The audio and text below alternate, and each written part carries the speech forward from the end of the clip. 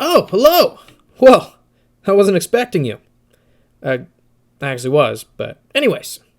Welcome to another episode of Flick of the Week. I can't believe we haven't been canceled yet. But this time around, we've been sponsored by Drake's Pool Service. Remember my co-host Nick? Well, if you're tired of listening to him on your iPhones and whatnot, hire him to do your dirty work. Drake's Pool Service. You can find them on Facebook. Keywords Drake's Pool Service. Boom. Prepare for some serious James Bondage, people, because tonight's episode, it's all about Spectre. So suit up, sync your gadgets, and grab a martini, shaken not stirred, for this episode of Flick of the Week. Wait, let me explain something to you. I'm the dude. Which one is it? It's the one that said bad motherfucker. Who throws a shoe? Honestly. The first rule of Fight Club is you do not talk about Fight Club. We're sending you back to the future!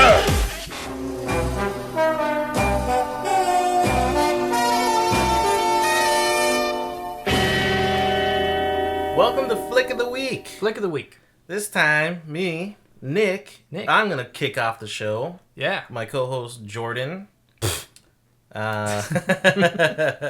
More co than host. Anyway, so this week, we are going over Spectre and James Bond. James Bond. My name is Bond. Bond. Bond. Bond. Bond. Bond. James Bond. 007. Too bad it's our 8th episode. It would have made more sense as the 7th one, huh? Yeah. It was actually technically the 9th episode, but one episode was omitted. So I'm just going to leave it to your guys' imagination to imagine what that was. Let's pretend it's the 7th. How about that? Yes. Just to make sense. Episode 007. So, let's start it off with what have you been watching this week? Well, I wish I could say it was a bunch of James Bond movies, but other than Spectre, I've actually watched Mr. Turner. And Is that the painter one? The painter one. Okay. Very beautiful movie, very slow. It had the fat guy from Harry Potter in it? Yes, he's Okay. actually amazing in it. But there's not really much to say about the movie other than basically I think they made it a visually appealing movie. It's like every scene is a painting. It's amazing. Oh, really? It's a beautiful Okay. movie, yeah.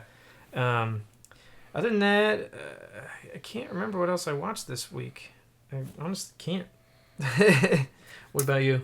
The only thing new I've seen is Spectre. I've been watching Mad Max again and again. I just love that movie. Yeah, okay. I hate to just coattail on your thought, but I did watch Mad Max earlier this week. The newest one, Just Fury such a Road. good movie. I can't believe that they've finally made a sequel that didn't suck. Yeah. You know, it's Yeah. very hard to do. And especially because they've been doing this for the last 5-7 years where it's now kind of a trend and we're all behind it. But there was 1 year where we had like 3 or 4 of them in 1 year where there's sequels from franchises or movies from like 20-30 years ago. Yeah. Like a lot. Like I think 1 year had Die Hard, Rambo, and Rocky in it. And I was like, wow, that's a lot to pull back from. Yep. So you have the nostalgia of one generation and then the new awesomeness for the current generation, which that I'm sure everybody's just like wanted to see because they've heard their parents talk about these movies so much. I think I mean like, yeah, it's rough because I'm more a fan of original content. I want to see something new, but you know some of these things are great, and like what we're about to get into, I really liked it.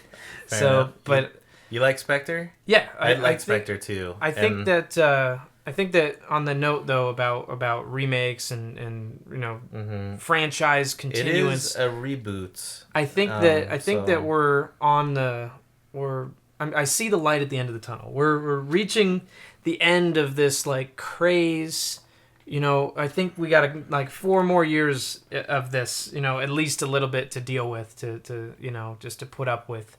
But you know, I'm seeing some great original material coming out. So On that note, let's talk about old Bond movies. What's your favorite? Dr. No. That's your favorite? Yes. Really? Okay. Mine's GoldenEye. GoldenEye. Well, I do like Sauron. He's a great bad guy. Sauron. Sauron. He's the guy who played the bad guy in GoldenEye. Is he? Same actor. Oh, that's not Sauron. Isn't it? No, that's Boromir. What? Sean Bean? Not Sauron is an eye. It's not an actor. Oh, okay, yeah, I get the name. Whatever. Okay, sorry, I'm not a Lord of the Rings. Get your LOR straight. Yeah. Sean Bean. I know who you're talking about now. Both movies he died in. Wait, you like GoldenEye? Or? I love GoldenEye. I love that. I love the game for Nintendo 64. I think that was probably their best game outside of like Mario. Yeah. What? There wasn't a Q in Dr. No, was there? Or was there? Yes, I think there was. I mean, I recently finally watched that like last year, I think, Dr. No. I had seen most of the Sean Connerys. I really hate the Roger Moores. I've seen the Dalton ones. I've seen all of the Pierce Brosnan ones and obviously Daniel Craig's. But I think Daniel Craig, he doesn't have my favorite movies, but I think he's my favorite Bond. He just fits for some reason, you know? He's tough looking and tough sounding, but at the end of the day, he's not like so overpowering. You know, he's not like a superhero, you know what I mean? He's still easy on the eyes. He can blend in with, you know, the average dude, except, you know, unless he's at the beach, then, you know, he's kind of a cut above the rest. But he blends in with the average dude in the Hollywood realm. But I think if any guy that's like as cut as him walks by in a suit or not, I feel like he just looks like a snobby rich man. That's all he is. That's why he can blend in at parties and casinos. I think stuff like that. There's a weird like connection, but I think that like the Batman Begins like changed the way, you know, writer, director, producers like thought about reprising roles. Is taking something that's kind of comic booky and kind of flashy. They made it earnest and dark. Yeah, and I think they did the same thing with Bond. I think Spectre was like the most earnest. Yeah. Except for that one scene with the car chase.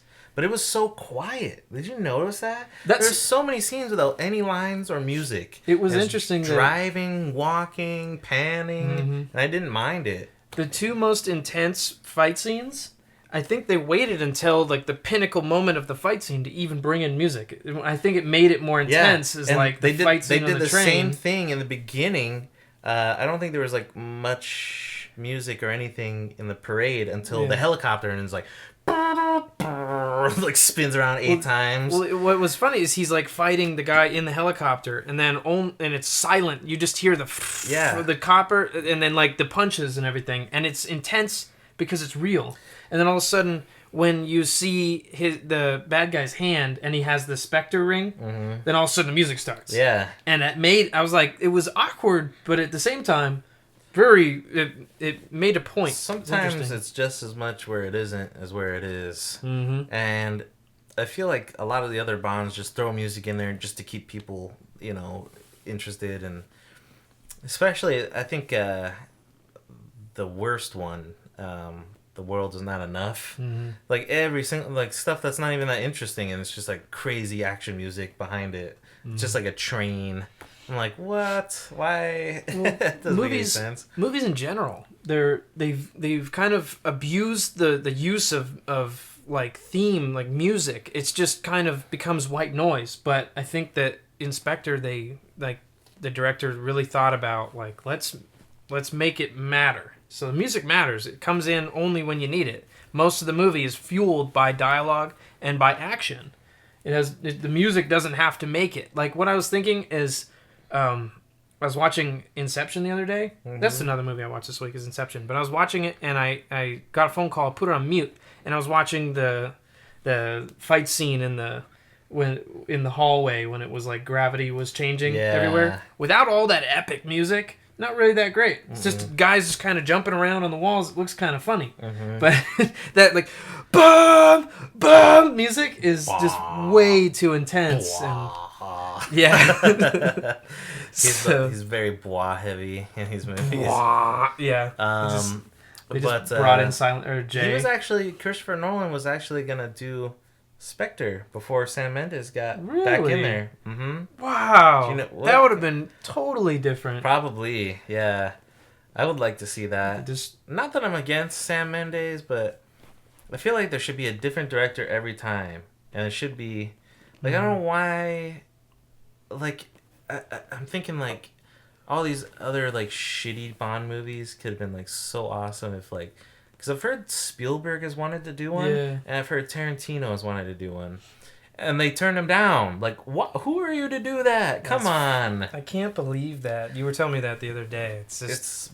blows my mind. Who Like, are I the- would love to see the James Bond and the Tarantino time.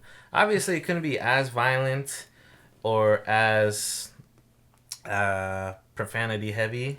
So that might be kind of a hindrance for I think Spectre... Tarantino. But he's just a good storyteller to begin with.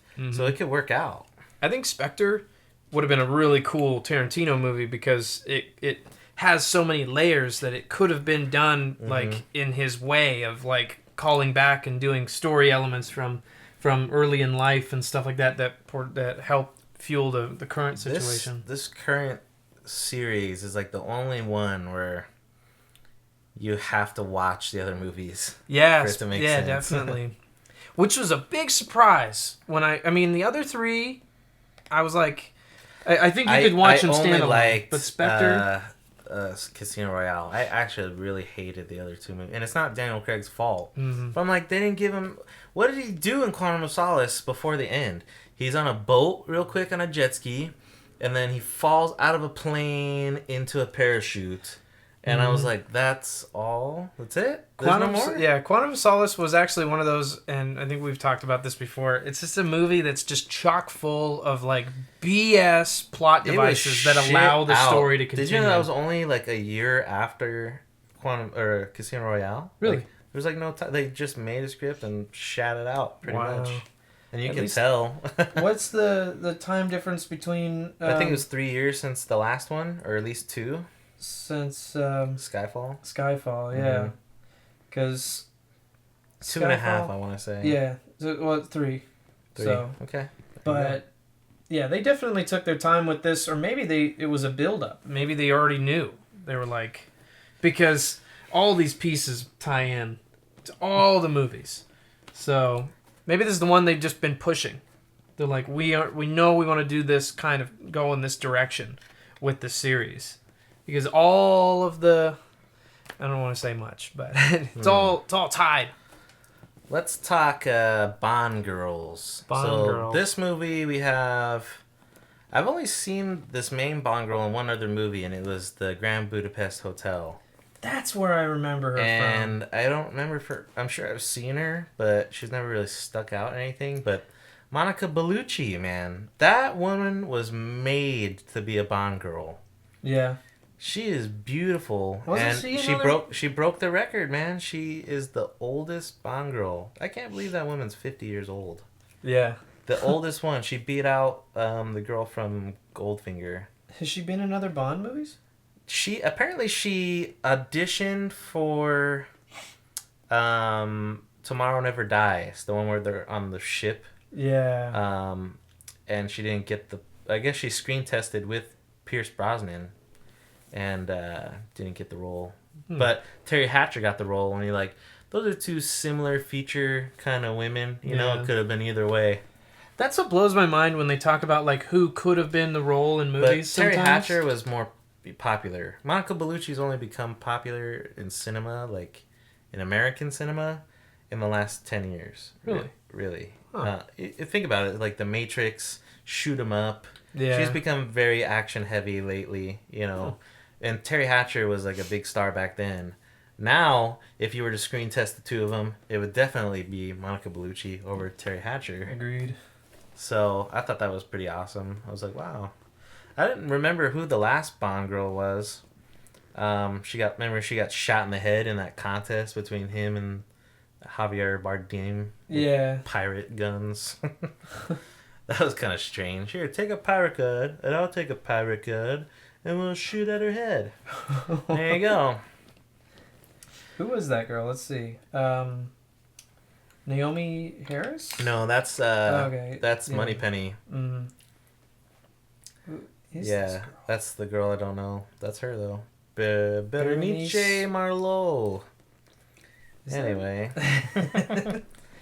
Onward. I think my favorite Bond girl though is, well, she's technically a villain, but Famke Janssen from GoldenEye, man. Telling you. Yeah. I don't know.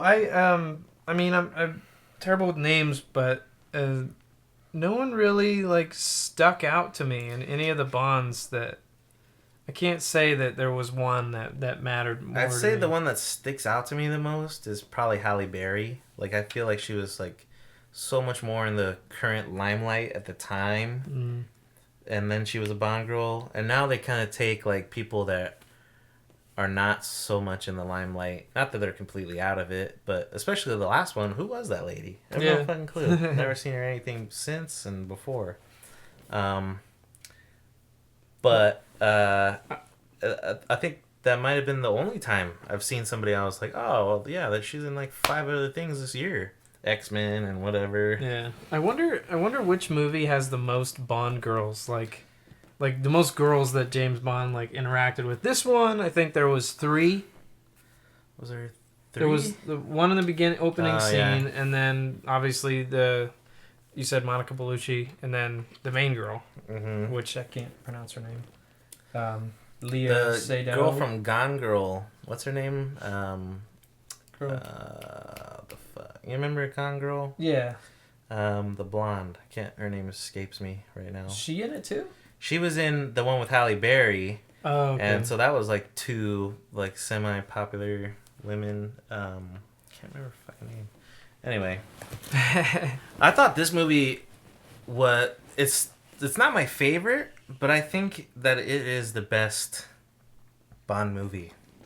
It's the best Bond movie. Mm-hmm. As far as everything that Bond should be and should have. That was true. I think I can agree with that. I didn't really I just don't like catty jokes in movies, but the whole car chase scene, I was thinking more about it, and I was like, that doesn't not belong in Bond. That can be in Bond, like a silly car chase. The one in Rome. The one where he's like, "Up, this button doesn't work. Up, that button doesn't work." I thought that was great. It wasn't a joke. It wasn't like a call out joke. Like he didn't say it exactly. He was just using the buttons. Well, he and was they like, didn't work. "Come on," and then the radio turns on, and I was like, eh. Like I personally don't like that, but it doesn't not belong in Bond. Like I was thinking about that, and I was like, every Bond has some tiny joke in there. That's okay. But the thing was, this was like probably the most serious Bond I've ever seen outside of that scene. That, I gotta hand it to Christoph Waltz. He's I think he's, in my opinion, the potentially the best Bond villain. He like totally changes. He's a great actor, because the scene like where he's describing like who he is towards the end, you see him describing his like evil plan, his cliche evil plan, but then like his face like totally changes, and you see that he's going to be a menace to Bond when he goes, "I'm the author of all your pain." I don't know if you see it, but like he looks down and he looks up, and he's like a totally different man. He's got like shark eyes. I was like, what the fuck? I feel and then it like goes into a torture scene, and I was like, man, that's like the perfect way that an actor can. He not only did the scene transition, but the character did, and we got to see it without him explaining that part. And normally, any other character would explain, "No, I'm going to torture you," but I just saw it. I was like, oh shit, here it comes. Blofeld. There was a couple parts though that just seemed a little too like I was saying about Quantum of Solace, is like there's just plot devices that make it easy to move the story along. Like when he's getting tortured and they're drilling little holes into him to like fuck with his brain or something. yeah, he had a watch that could be a bomb, whatever. But when he did the thing that made the bomb go off, like somehow a little bomb going off that potentially could kill what's his name, Christoph Waltz. It just miraculously unlocked the like mechanism that he's tied to. But that's the same mechanism that tied him down. You see him press a button and it locks him. But yeah, but how does a little explosion unlock it? It just seemed kind of like convenient that this little explosion. Sure, it's just like a tiny grenade, and I it's feel like that scene needed to happen, man. I felt like it belonged in Casino Royale. Great, but I think that the girl should have helped him. I think that would have been a more realistic. Like the girl, like she was helping him deliver the bomb. She could have unlocked him, and then another part is like when they got out from that scene. They were, being pursued by various henchmen, and he literally grabbed a gun in the middle of a field. There was just a gun on the ground. He just picked it up, and he was shooting. It was like, conveniently placed gun. It was like in the video game. I think they put that in there on purpose. I thought that was the gun that he put on the tray when he had to hand over his gun. Well, I mean, if that's the case, then that's really rare. That there'd be Because like they really focused on the gun when he put it on the tray. Yes. Like it was like lingering. I was like, oh, that'll probably come back. Which is another thing. I mean, I hate to bag on it because it's a great movie. I love it, but it had to be because then he had it when he shot the helicopter. Yeah, he did. But I mean, there's a million PP7s or PPIs or whatever that gun's called. Maybe, yeah. Like he could probably have other ones. But remember in the last one, I'm pretty sure it was in Skyfall. He had Q gave him the, what's it called? Or is it M or Q? I'm getting them mixed up. Not M. She died. Q, yeah. the guy with the glasses. Yeah, The quartermaster. he gave him the PPI or PP7 or whatever. Am I saying this wrong? I think you're on the right track. But his gun is only activated by his fingerprint. Oh yeah. And then gone. he, yeah. Why did that They always disappear? do though. But it's like when there was a character. I'm not going to spoil it, but he took James Bond's gun and killed himself with it, and it was like that would have been a convenient moment to have the mechanism. But I guess James Bond was probably going to kill him anyways. He has to turn in all his gadgets at the end of each mission. In the beginning of this movie, he's not on a mission. He is on one, but not an official one. So not one where he would get gadgets for. He was on his own merit. He could have got killed. They would have denounced him.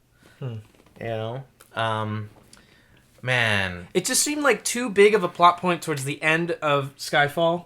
And then when I was sitting there in the theater watching this scene, I'm like, it's not going to go off. Because it seemed like a big build-up for him. You knew he was going to kill himself. Skyfall. Did that ever come up for beneficiary?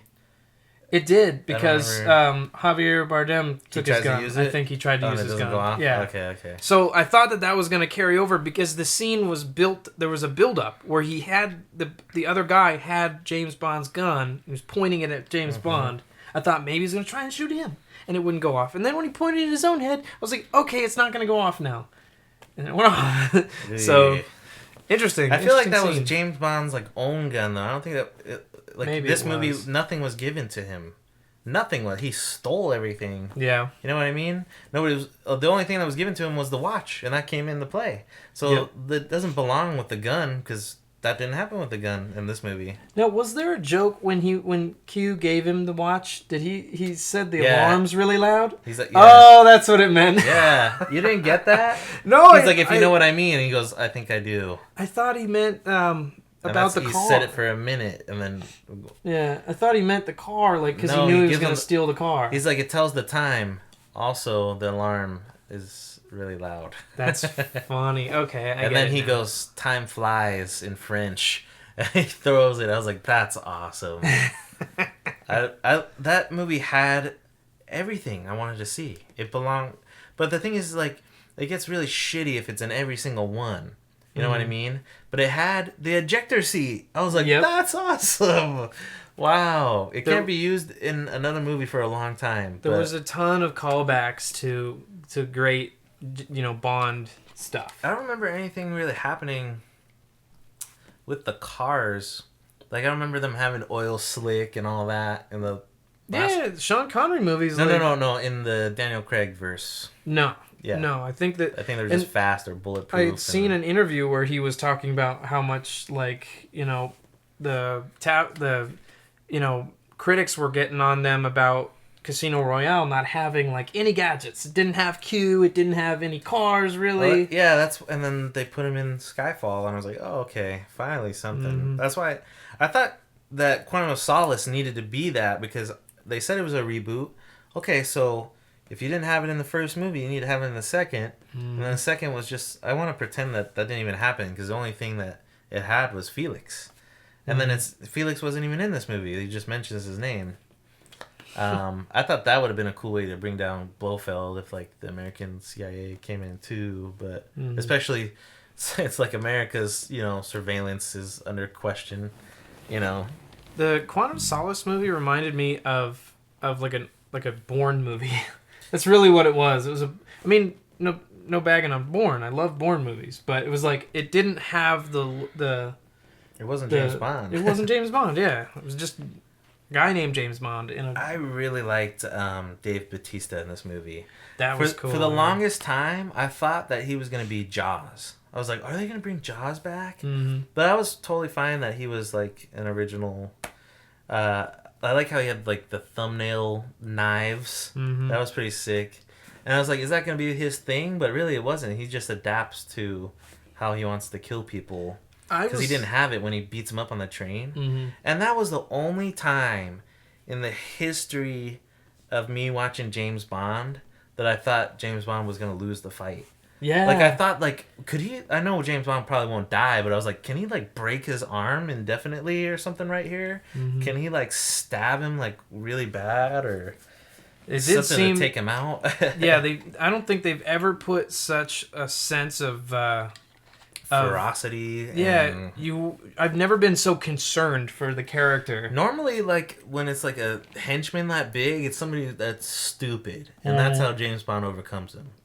And, like, it looked like he was gonna, because it shows in the middle of the fight, like, James Bond kind of figures this out as, like, okay, I can't beat him with brute, but I can beat him with speed, because he starts dodging his punches and punching back. Which was cool, because I don't think I've ever seen that in a Bond movie where James Bond went all he adapts out. To the fight. It wasn't like karate close hand combat. It turned into a boxing match, and he was just ducking and dodging, and it was it was amazing. He doesn't talk. I was like, that's awesome. That's how James Bond henchmen should be. The mastermind should talk, because they're the ones that they're men of thought. They're not men of action, really. Mm-hmm. And they use henchmen as their action. And I was like, man, he was so scary. It's precisely why I was kind of like concerned that this was going to be a shitty Bond villain, because no offense to Bautista, but he's just not that good at acting. He is now, actually. He's I heard that since he really wants to be an actor. Mm-hmm. Like, they don't talk about this a lot, but I've read into it because I wanted to see, is he just there for money, or is he just like trying to break into acting because he's got nothing better to do? Mm-hmm. But I heard that he got the role of Drax the Destroyer. Yeah. And he was like dedicated to changing his life to become an actor. And he started taking acting classes and stuff like that. And I think now he's at the point where he is an actual decent actor, and he's just going to get like these roles for a while, but eventually he'll get like a breakout one, and because he's on the track to get there. And he's mindfully trying to become a good actor. And you just don't really see that often. Normally, people are just happy to be the villain because all you have to do is look tough. Like, think about Stone Cold Steve Austin. Yeah. Is he going to be in anything that great? Or he's just the bad guy in the Expendables, right? Yeah. And he's happy to be there. He doesn't want to go anywhere else. He just is like... But Dave Bautista, he's not the same, man. He wants to... He was really good in that freaking Man with the Iron Fist movie. I don't know if you saw that. I didn't get into it. The only reason I didn't get into it is because it was like one of the guys from Wu-Tang Clan's like just made a movie. Like, well, yeah, he made a movie, but he was just way too into Quentin Tarantino. So he just like made a Quentin Tarantino movie without Quentin's involvement. No, Quentin Tarantino produced the movie. Produced it, yeah, but it wasn't. you don't understand. It wasn't his movie. It was just. It's not like that. No, he collaborated with Quentin Tarantino a lot. He did the music for Kill Bill. I know about all this, but it's okay. just it's like it wasn't. It was somebody trying to be somebody else. As much as they worked with the person. I think that was like the movie that Quentin Tarantino kind of always wanted to make, was like an original Japanese old-timey film. And instead Quentin Tarantino kind of pulls from westerns and old movies like that, because that's what he used to do. He was used to work in like a video store, and now he pulls all of his inspirations into one movie, which was like Kill Bill. That's the most popular one. And that was actually just one movie. I don't know if you knew about that. It was one long movie in Sundance, and they filmed extra scenes to make it 2 movies, because it's like 4 hours fucking long. But it was one epic, and that's why like at the end of the movie, where at the beginning of the second movie and the end of the first movie, that wasn't there originally, and that's why you only see Bill's hands, and that's why Uma Thurman is only visible in a helmet. Because those scenes were just they were not there. Yeah. hastily. And then there's like a green screen where she kind of introduces the second movie, and she's driving in a car that wasn't there. I don't think. And so so it was just like 8 chapters is what it was. It was like one long book movie. But then they turned it into 2 volumes, that was smart for selling tickets, you know. But I've heard that they've released not to get too much into Kill Bill, we always get on a tangent, but they released the original version so you can watch it that way. Interesting. But anyway, back to villains. Who's your favorite villain? I Bond? think I gotta say it's Batista now. What's his character's name? Hinks, Mr. Hinks. Mr. Hinks. Interesting. I think mine is still Jaws. The reason why I say that is because when he exited this movie, I was like, please be more. I want him to be come back at the end. Yeah. So I really hope he comes back. I hope Daniel Craig will make one to make it like a round 5 movies. Is that really round? I think it's 6. I think 6 is round. 6 would be even. Round number is 5. I think it's either 3. Yeah, it's you're either right 2, with 3, the or terminology, 5. but I think that I don't know. You can't end on a 6. Star Wars couldn't. It's got to end on a 9 now. See, it's got to be an odd number, and if it's not an odd number, it's got to be 2. Yeah, that's the only way. I think that I know he doesn't want to do it, but I mean, come on, you're living the dream, man. Be Bond one more time. Maybe you'll have maybe someone will make him an offer he can't refuse. Because I always heard that, like, I think he's actually contracted to do one more. It is. I actually just saw that when we were talking. I jumped over here and under his thing says Bond 25 announced. So he's in it. Somebody said that movie and Spectre were filmed back to back, but I don't know if that was a rumor or not. Huh. Well, I mean, IMDb's not always accurate, Correct. but it does say announced. It doesn't say filming. It's not post-production, so I don't know. Yeah, we don't know. He could probably buy himself out of his contract at this point if he wanted to. But, I mean, you got so many fans. Like, I realize it's tough, but you have the privilege to not only be a successful actor, but to be one of the roles that people will remember forever. Mm-hmm. Han Solo, James Bond, I mean, Indiana Jones, like, those are the ones that will carry on. Well, I think that he already did his job in that sense because, like we were saying, is they reimagined a character that was like otherwise kind of going down the dumps because everyone's like, okay, they're just doing another Bond, but then all of a sudden he comes out and he's like this badass, and he's ripped, and it's dark and more, like you said, more earnest, and I think he already did it. I thought that it was really cool as far as like the dark and earnest goes, because like we said, without the music, when they introduce Mr. Hinks, he like takes a guy out by stabbing him in the eyes with his thumbs. Mm-hmm. And there was no music. There was no music, and the guy goes silent, and then he breaks his neck, and then they refer to it at the end. Mm-hmm. And I was like, oh, that's awesome. Like, I did catch that. Yeah. That's nuts. And that then was this scary. actress, Leah, Sado. Sato? She had to act with.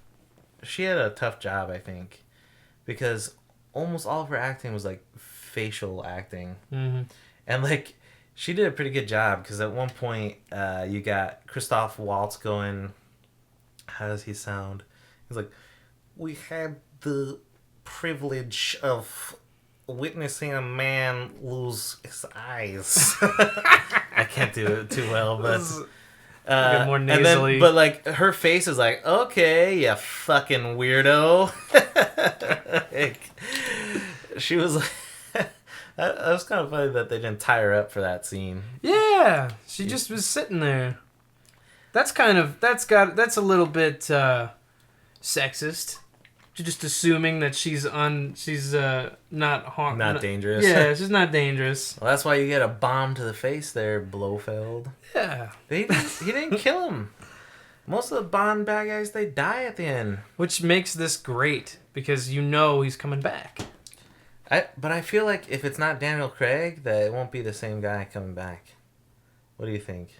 Well, do you he's think not on there for the next Bond movie, so maybe they're just keeping it, I don't know. Maybe. What do you think of this Q? I think that guy's a great actor for Q. He makes it definitely. He plays a really good nerd. Yeah, he's. I feel like that's how Q should be, because like all the ones, he's like older and he knows more than Bond, but this one he's younger than Bond. Well, Bond has shown him the ropes. That's the truth, though. Well, it's kind of a back and forth, because Q is young and he knows gadgets and he knows how to hack things, so that's more accurate to the character instead of being an older guy, because older guys don't know technology. Yeah, that's true. Old guy would be like, "What the hell is this iPhone?" You want me to hack the system An old like man with a hatchet? like fiddling around on a keyboard just is not that interesting. He's like, "How do you play Beethoven on this?" But he's great. I like this guy. And but the one guy I'm not really too fond of was this guy Andrew Scott that played. Oh yeah, C. like the other, like the bullshit kind of. Yeah, he was just a kind of a flat character that came in and was like, a lot of movies do this. He's like the pussy villain. He's of the taking movie. over the MI5 or MI6 or whatever. Getting rid of the 00 program once and we're for shutting all. your program down. But here's the problem with this guy: is any government agency, there's no one that's at the top of a government agency that has 5 o'clock shadow like what I'm rocking right now. He's got like a pube beard. Yeah. And you don't have that in a government position. I kind of wanted Rafe Fiennes to beat the shit out. I wanted to see M like get in a fight. That would have been cool, yeah. But it didn't he happen. had his day in Skyfall. I'm pretty sure he had a scene where he shoots people at the end. Yeah, I can't remember. I remember that being Rafe pretty Fiennes cool. just immerses himself in these awesome franchises. He's great. He's in the franchise of Silence of the Lambs. He's Voldemort. Now he's M. He can do anything. His I name's liked Ralph Fiennes. I just said Rafe Fiennes. That's his Ray? name. Rafe Fiennes is his real name. Really? That's how it's pronounced. Huh. Well, I don't know these things. Anyway, Voldemort. Voldemort. He who should not be named. Shh. Oh yeah, that's right. He was the Nazi in Schindler's List. I forgot about that. Mm-hmm. He's in. Oh yeah, of movies, he just got announced because you know how popular the Lego movie became. So now they're making like a popular Lego Batman one, like a mainstream, and it's gonna have the guy who played Batman in the Lego movie, and he is gonna be Alfred. Really? Yeah, that's pretty cool. That's great. You know what's funny is that when he's so good, but usually in movies I'm like, okay, that's that guy. But you know what? It just took till now. I just realized that he's the main guy in Grand Budapest. Yeah.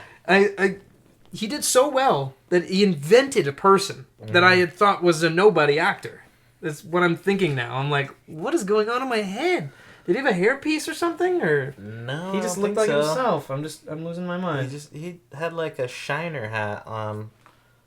I thought most. Oh no, that's right. No, he had a Yeah. long, like, big hair and a mustache. Huh. And a mustache. Mustache. Get your hands off my lobby, boy! I love that movie. Anyways, James Bond. What is the best James Bond gadget? This is a tough question because there was some really cool stuff throughout the years. Something that was, what would be the most implemented in terms of like useful? Because an ejector seat is only useful once, and is it that useful? Like it eliminates you from the vehicle that got you around. Yeah, but nobody's gonna catch up to your parachute, you know. Well, I can see that device going incredibly wrong. Like you going under a bridge, boom, done. You get caught in a tree, you're a sitting duck, or. You eject and it's obvious from the guy chasing you. He's like, okay, and then he just slows down, and then and then as you're coming down slow, you can't do anything, and he's just shooting you like freaking the duck hunt game. I think my favorite was the invisible car from what was that one called?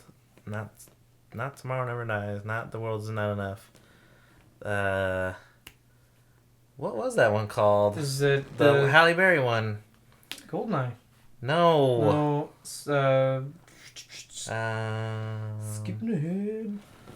Where's the list of the It's movies? right here. Die Another Day. That's the Another one. Day. Yeah. Except, yeah, that has a pitfall because, like, if he got chased and then he goes into, like, a red light, like, no one's going to see him. But, in all other terms, I don't know. they only screwed that up because he was in snow. They can see the tracks. Yeah. Otherwise, he would have been fine, and that movie would have been over. We just drove through the building, and nobody would see it coming till they get like hit. I don't know. I just don't. I can't get into Pierce Brosnan, and I can't get into how half-assed the graphics were in all those movies. Yeah, at the time though, they weren't that half-assed though. Which, like at the time, I thought Die Another Day was awesome, but now I'm looking back and. He's like kind of parasailing on a surfboard. Yep. And you could tell it's all green screen and him going like, look at that wave. Ah. they just have like someone off camera with a squirt bottle, like psst, react, yeah. Oh god. and they have a plastic fan like blowing his exactly. hair. But actually, segueing from that, everything I had learned that almost every stunt in Spectre is in camera, practical effects. Do you think that explosion was real? In the very end, yes. Not the very end. The one very end. Not the one that blew up that she was attached to. Where were they location wise? The one in the desert. The one where like he's like, okay, time to go, and it blows up behind him, like perfect timing. I was like, oh, that looks so real. Yeah, that one was the real one. That's what I was talking about. Oh, I thought you were talking about the other building. The building at the very end of the movie. That was CGI. That's CGI. Okay. Yeah, but the thing Is that in the desert building that blew up in Skyfall? Yes, that's okay. MI6. I was trying to figure, and then so like the new building was across the street. Yeah, 22 kind Jump of, Street. I think that was like the joke. Is that they built the building across the street. They'll never find us over here. Wow. So that's why they had... It kind of makes sense, because that's why they wanted that program, is because people can just blow up MI6 any day. We need to do some surveillance. Yeah, well, they did talk about a good point about surveillance. So let's talk about the plot for the people that haven't seen it, without getting too much into it. This one, James Bond gets a message from the late Dame Judi Dench saying, one more final mission, can you help me out here? Because I'm dead. And he realizes that it all has to do with an organization that ties all the other Daniel Craig movies together. Mm-hmm. And then there's like a subplot to Britain starting a agency, like a Geneva Convention or whatever, of other countries and stuff, and I think the UN got together and they decided that I thought they were making their own UN or something like that, pretty much. Well, Spectre is its own, like, united like underground organization. But the UN is what they were having that United Nations meeting in I Japan. didn't see America there. I don't think they cared to point that out. The only thing that mattered is they pointed out South Africa for some reason because they wanted to show that later. That I won't spoil why that worked out, but so it's just this one's about. This is probably like one of the most realistic world domination plots, really, because it could happen technically. I mean, without all the bullshit they're just behind trying it, to take over the information. Yeah, surveillance could be and they talk about it in Batman. Mm-hmm. You know, he's like, which is great because they're like every other movie, like you said, world domination is just kind of like. Well, one will be like, we're gonna point the satellite. Well, that's what we're happened. Gonna hold the world hostage. Die Another Day, like they were gonna heat lamp countries for ransom or something like that. Mm-hmm. And I thought, wasn't that what Moonraker was? They were going to go in space and take out satellites or something like that. It was something to do with the moon. Rake moons together. That was a dumb statement. I was like, it was something to do with the moon. I thought that this movie was gonna because they had done so much so good already, and I was like, is he gonna go into space? Like when they were in the desert, I was like, is there gonna like the meteorite? I was like, there's gonna be in space. Daniel Craig is gonna go to space. They're gonna blow it all out, go all out. But definitely in this one, there was no predictability.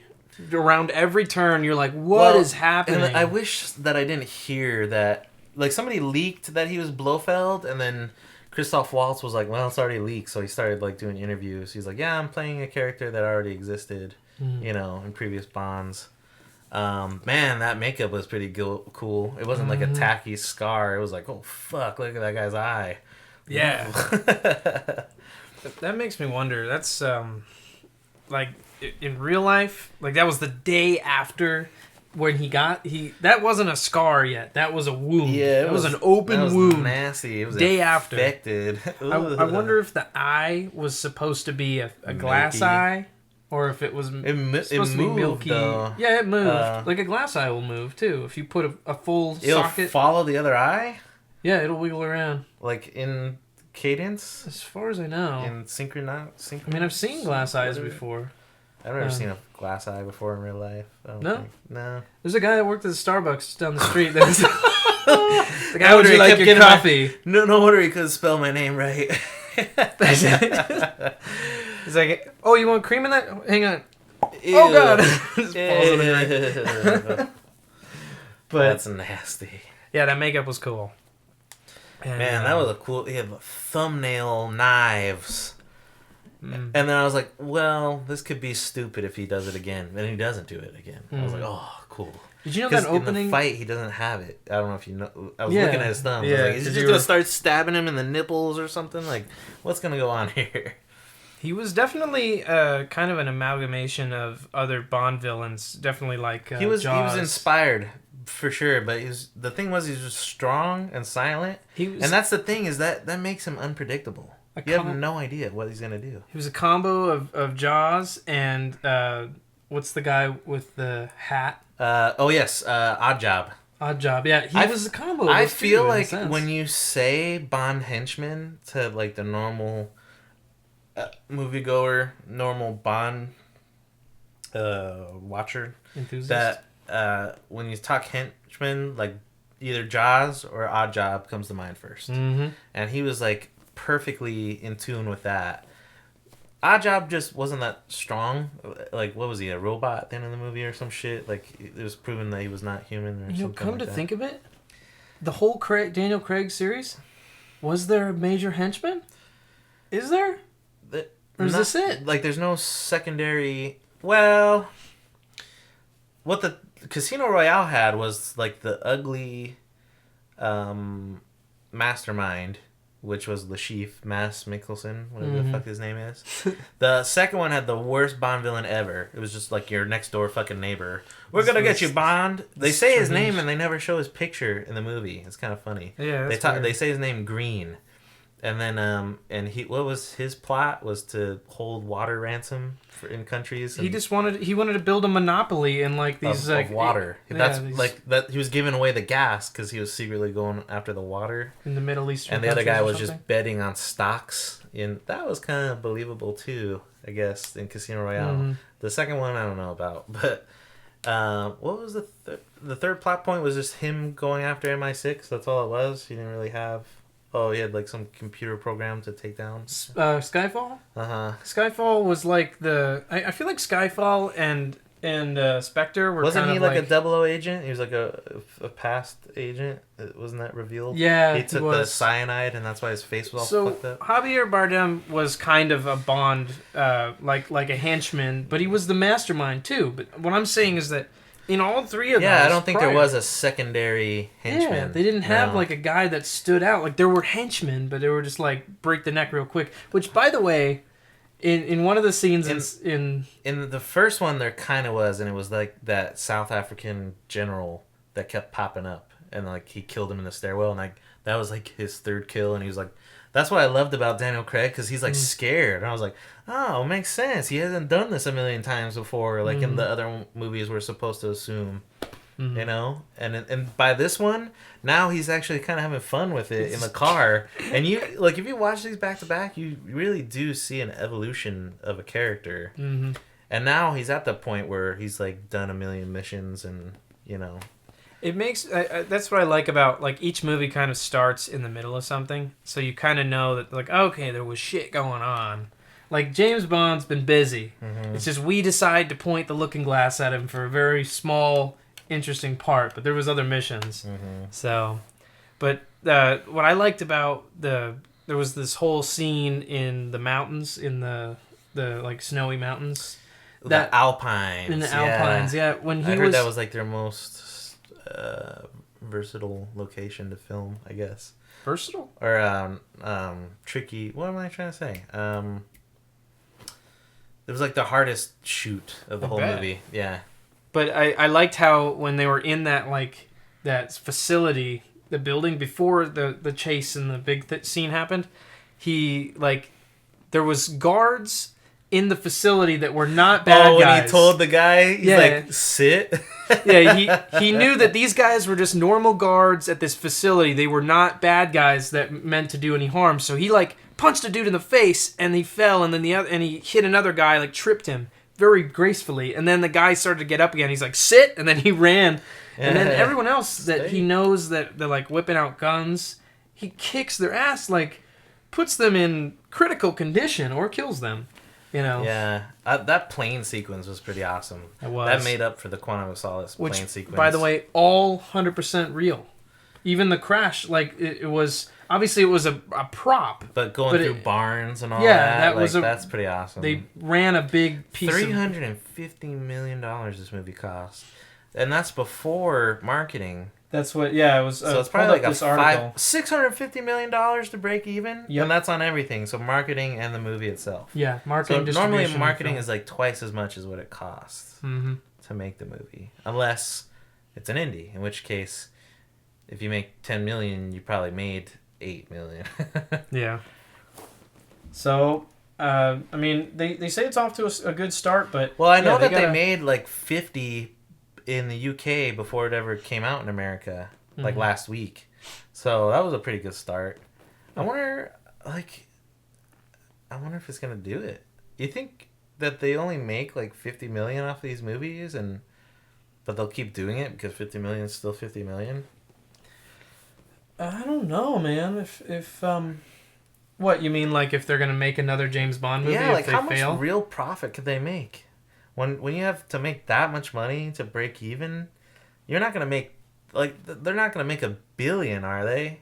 Like Alice in Wonderland made $1 billion, and that was out of nowhere. This is what Star Wars will make $1 billion. I don't think they talk about this much, but you know, and they talk about it in this Variety article that we're looking at right now. But the thing about movies is they say, you know, it needs to make $650 million to break even, and that's international ticket sales in theaters. But you're not talking about digital distribution, you're not talking about Netflix, you're not talking about DVD sales, you're not talking about merchandising. All of those things factor into that number, that dollar value. Yeah, you're right. I know the DVD sales were... So that's kind of weird, though. Like, a movie company will take a risk to make their money back, like, almost a year, like 2-3 years after it's made, because the DVDs won't come out for at least 4 or 5 months. Well, every major movie that comes out, especially franchises, the investors, the banks that are putting forth the money, they're making a lifetime investment, a commitment, because that movie is a company. It's a continuous thing.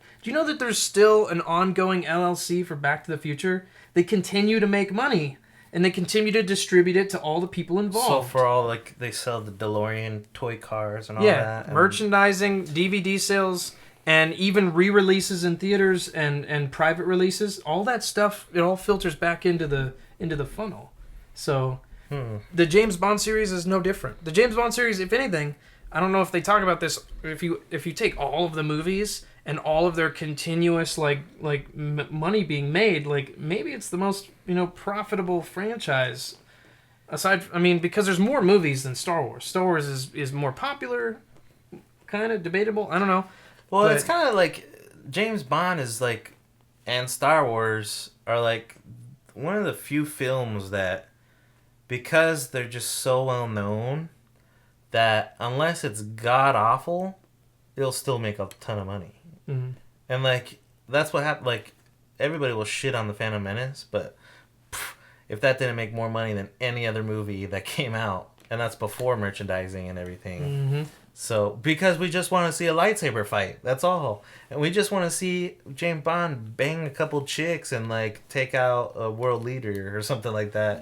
And that's all the fix we really need. It's kind of cool because they gave us, like, everything in this movie. Oh, in yeah. Spectre.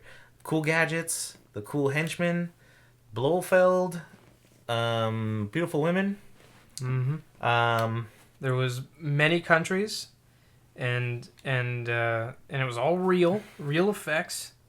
That whole opening sequence, the Dia de los Muertos thing. That wasn't one long shot though. It was a broken up long shot, but I was like, but that's a really cool way to open because, let's see, Casino Royale is a shootout in the beginning. Mm-hmm. Quantum of Solace is a car chase in the beginning, and Skyfall is a shootout in the beginning.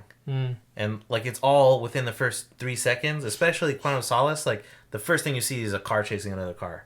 In the Casino Royale, it's like a little bit of a conversation, and then you're like, well, your contact didn't die well, flashback, bang bang bang bang bang. And then on the third one, they're just like, you just see James Bond real quick, and then it goes into, but this one is like 5 minutes before you see anything. And like he has his gun out, but he doesn't do nothing until he hears like a conversation, and then even then, he shoots a couple people, a explosion. He only fights 2 people in that whole first, like the helicopter pilot and the guy in the helicopter. But that whole scene, there was 1,500 extras. You think that was they were all extras, or you think that they tried to film it during the actual holiday? And like, No. I watched this whole featurette thing. That was just so that was nowhere near the holiday, and okay. And they built and designed everything. That all those extras had, like, they went through a big warehouse and they had makeup artists do them up like really good. That's cool. And they there's the big square when they had the helicopter sequence. It's over a giant square like in the center of Mexico City, and that square they did kind of what they did in Forrest Gump with the 1,500 extras, because they made it look like 5 million or some crazy number of people. Yeah. So I don't know. It was a cool. All the stuff I've heard, it's a feat of a movie. They really went all out. I think that was the best Bond movie, honestly.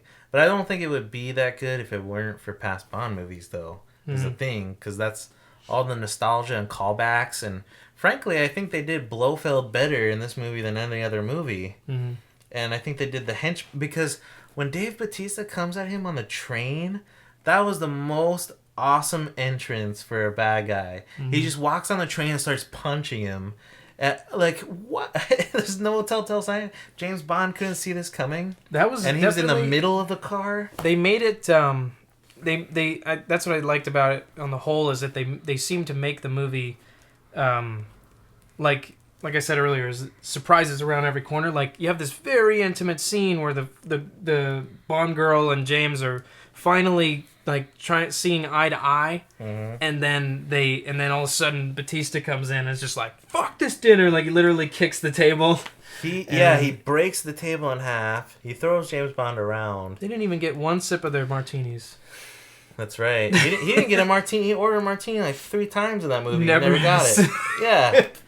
He's like, how about a colon cleanser? And he's like, no. He's like, do me a favor and flush this down the toilet. Cut out the middleman. Here's your celery and kale, sir. Get that the fuck out of my face, Bill. That was great. He's like, sorry, we don't serve any alcohol. What do you need a bartender for? Why don't you just have people make their own smoothies and give them the ingredients? That doesn't make any sense. What was that whole business for? Stress relief? Or something? I don't even. It was just it was like a cover of very high end like resort in the middle of the Alpine. Well, was that what it was? Maybe it was like a rehab. Yeah. Well, he went. Yeah, he was seeing a therapist. Is like in the back. Yeah. As far as James Bond was in this movie, he was actually really quiet. He was so quiet. He's thinking the whole movie, pretty much. Except when other people are talking to him. And you see that kind of in Casino Royale, because he's like driving, trying to figure out this thing on his own, kind of. That's the first time we ever see him. But then in Quantum of Solace, like, they focus on so many other characters, and you see the bad guy talking to the Bond girl for like 5 minutes, and there's so much away from Bond, and this one really kind of brings it back in. I like how and then this is another piece that like made it more like the older Bond movies, is that frequently in Bond movies at the end he's like, I'm done. But he's never done. You know what I mean? Which is great about this one, and I think even Skyfall. How many times does he go away with a girl at the end of the movie? Like, it's always like him saying goodbye, but he's in the car with the girl. They drive out into the sunset. Yeah. First one, she dies. The second one, he doesn't even give her a ride. She's in the desert, and she's like, bye, James Bond, and like Olga Kurylenko, whatever her name is. Yeah. The Skyfall, she gets shot, and was there only, who was the other? Oh, it was just Moneypenny. That's what it was. Mm-hmm.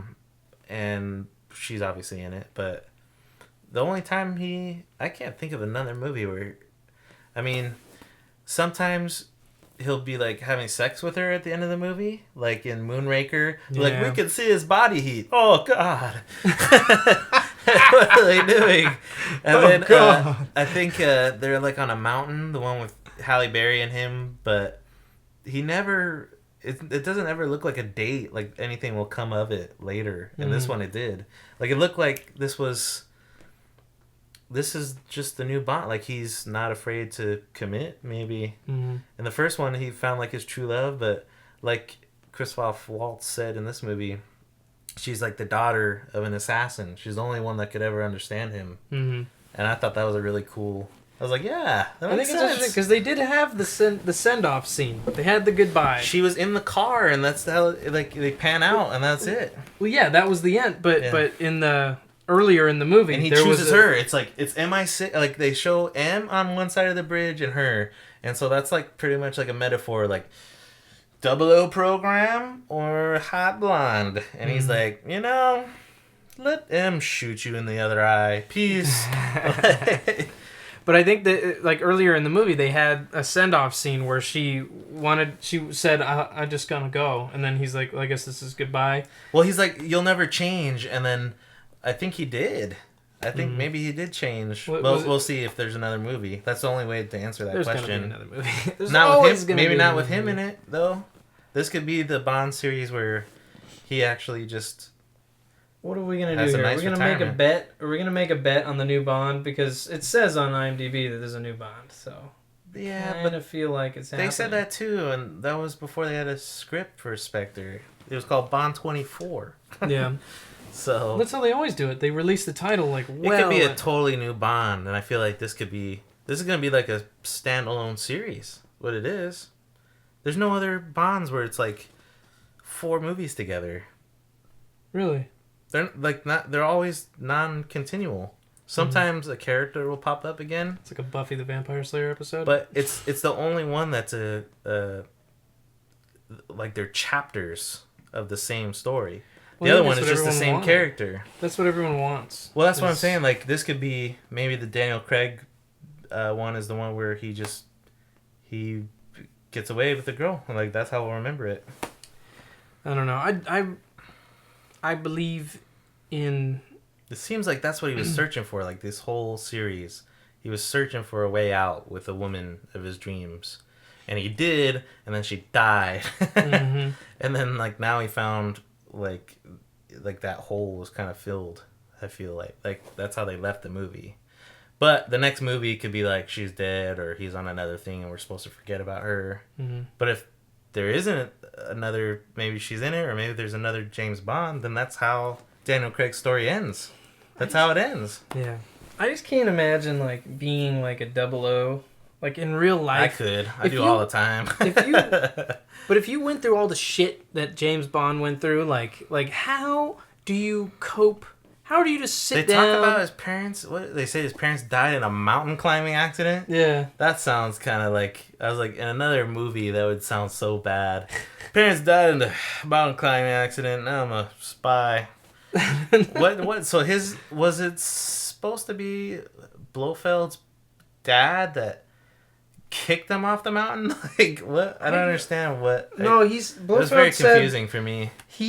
What happened is that Blofeld's dad took him. Took him in after his parents' death. And then, Blofeld killed his dad. Yeah, because he was. And James Bond just forgot all about that, or that's why he left because he died. We're supposed to assume that he had been, because like I think they said in Skyfall that they were looking for orphans for the 00 program or something like that.